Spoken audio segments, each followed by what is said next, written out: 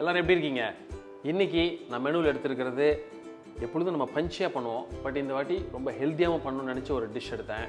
அதாவது ஒரு weight loss ப்ரோக்ராமுக்கு ரொம்ப யூஸ்ஃபுல்லான ஒரு மெனு தான் அது. அதாவது இந்த கேப்பை, அதாவது ராகின்னு சொல்கிறோம் இல்லையா, இதில் வந்து நம்ம டிஷ் பண்ணுறப்ப நிறைய பேர் சொல்லுவாங்க அது டேஸ்ட்டாக இருக்காது, ஒரு டயட் ஃபுட் மாதிரி இருக்கணும். பட் இன்றைக்கி நம்ம பண்ண போகிறது இதயம் வழங்கும் ஒரு டேஸ்டியான பஞ்சியான அதே மாதிரி ரொம்ப ஹெல்த்தியான கேப்பை அடை, அதோட நிலக்கடலை தேங்காய் சட்னி, ஒரு பர்ஃபெக்ட் காம்பினேஷன். இதுக்கு தேவையான என்ன பொருள் பார்த்துட்டு ஸ்ட்ரைட்வே நம்ம குக்கிங்க்கு போயிடலாம்.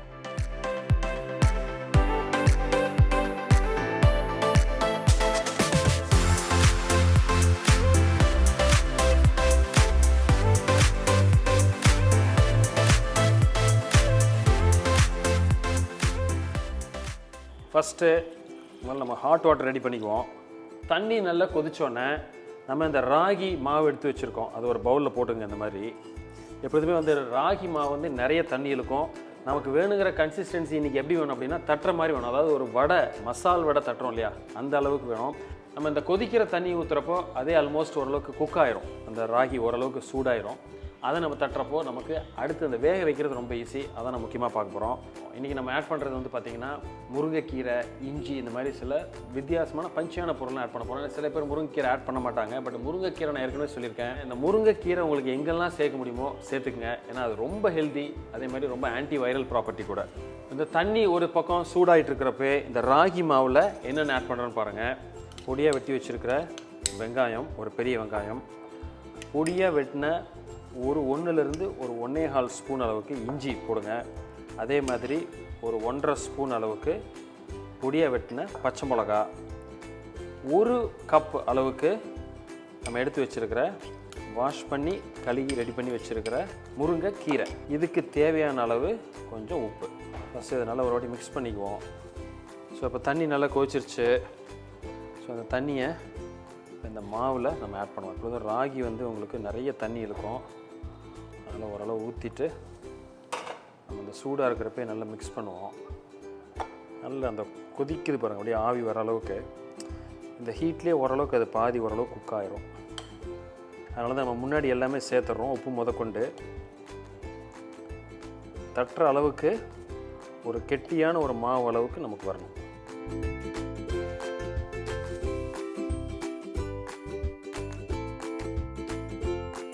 ஸோ இப்போ நம்ம அந்த ராகி மாவு ரெடி பண்ணி வச்சிட்டோம். அது கொஞ்சம் ரெஸ்ட் ஆகி கொஞ்சம் ஆடுறதுக்குள்ளே நம்ம குயிக்காக நம்ம அந்த சட்னி, அதாவது கடலை தேங்காய் சட்னி எப்படி அரைக்கிறதுன்னு பார்ப்போம். ரொம்ப சிம்பிள்.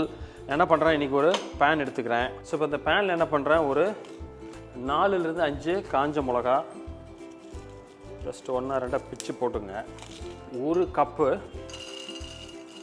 வறுத்த நிலக்கடலை. ஸோ இதை போட்டுட்டு ஜஸ்ட் மைல்டாக ஒரு ஹாஃப் ஃப்ளேம் வச்சுட்டு அப்படியே அழகாக ஒரு வறுத்துருங்க.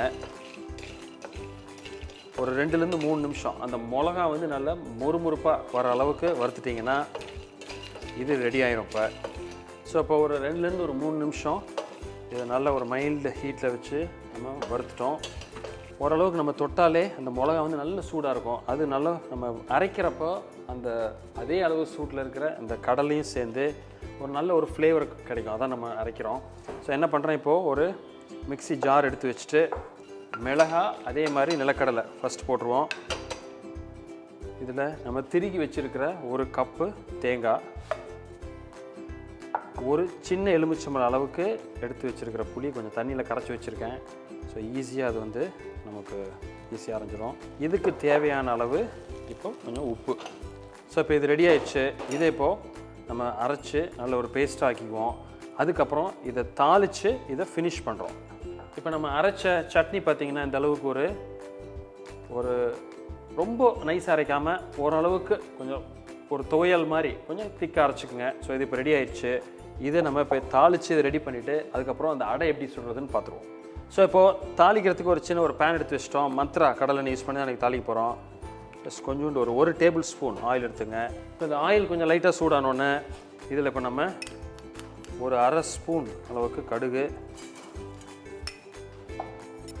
கொஞ்சோண்டு கருவேப்பிலை, ஒரு 2 பிஞ்ச் பெருங்காயப்பொடி,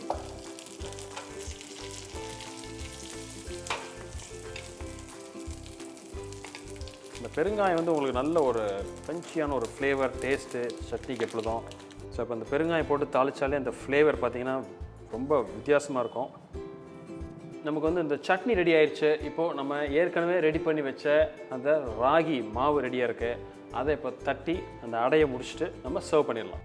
ஸோ இப்போது இந்த ராகி மாவு பார்த்திங்கன்னா நம்ம கை பொறுக்கிற சூடு அளவுக்கு கொஞ்சம் ஆறிடுச்சு, நல்லா மிக்ஸ் பண்ணியாச்சு. நம்ம ஈஸியாக தட்டுற அளவுக்கு ஒரு டைட் டோ மாதிரி, ஒரு சப்பாத்தி மாவோட கொஞ்சம் லூஸாக இருக்கலாம். ஸோ இதை இப்போ ஒரு வாழை இலையில் அழகாக தட்டி நம்ம எப்படி நம்ம அதை குக் பண்ணுறதுன்னு பார்ப்போம். கொஞ்சம் ஒரு வாழை இலை இந்த மாதிரி எடுத்துக்கங்க. எடுத்துகிட்டு ஆயில் கொஞ்சம் அப்ளை பண்ணுங்கள். பண்ணிவிட்டு கையிலையும் கொஞ்சம் ஆயில் வச்சுக்கோங்க. ஏன்னா இந்த ராகி மாவு வந்து கொஞ்சம் ஒட்டும். பெரிய எலுமிச்சம்பழம் அளவுக்கு சைஸ்க்கு இதை எடுத்து ரோல் பண்ணிடுங்க. இந்த மாதிரி பால் மாதிரி. நல்லெண்ணெய் தான் யூஸ் பண்ணியிருக்கோம். நீங்கள் எதையும் நல்லெண்ணெய் தான் யூஸ் பண்ணியிருக்கோம். நல்லெண்ணெய் தான் அதுக்கு நல்லாயிருக்கும் டேஸ்ட்டாக. ஸோ இப்போ அழகாக இந்த மாதிரி நீங்கள் தட்டிடலாம். ஒரு அடை மாதிரி தட்டிடலாம். ரொம்ப ஈஸி அது. ஒரு ஈவனாக தட்டுங்க, அப்படின்னா தான் குக் ஆகும்.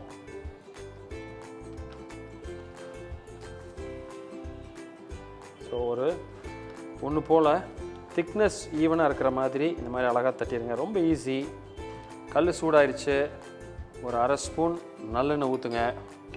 ஊற்றி நல்லா தேய்ச்சிட்டு நம்ம தட்டி வச்சுருக்கிற அடையை அப்படியே நீங்கள் அழகாக இதை எடுத்துடலாம். அப்படியே எப்படியுமே ராகி வந்து கொஞ்சம் வேகிறதுக்கு டைம் ஆகும். ஒரு மீடியம் ஃப்ளேமில் வச்சுட்டு கொஞ்சம் நல்லா குக் ஆகிடுச்சான்னு பார்த்துட்டு எடுங்க. அது முக்கியமாக அந்த கார்னர் நம்ம தட்டுறப்ப சில சமயம் திக்காக இருக்கும். அது மட்டும் கரெக்டாக வெந்துருச்சான்னு பார்த்து எடுக்கணும். ஸோ இப்போ ஓரளவுக்கு அந்த அடை ஒரு சைடு குக் ஆனோடனே கொஞ்சம் மெதுவாக திருப்பி போடுங்க. கொஞ்சம் லைட்டாக ஆயில் அப்ளை பண்ணிக்கலாம்.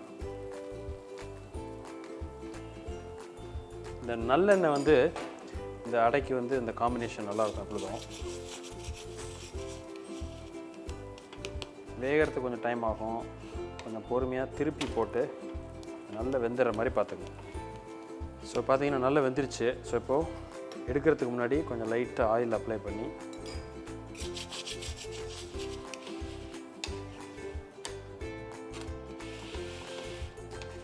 ரெடி. எடுத்து நம்ம தனியாக ஒரு பிளேட்டில் வச்சிடலாம்.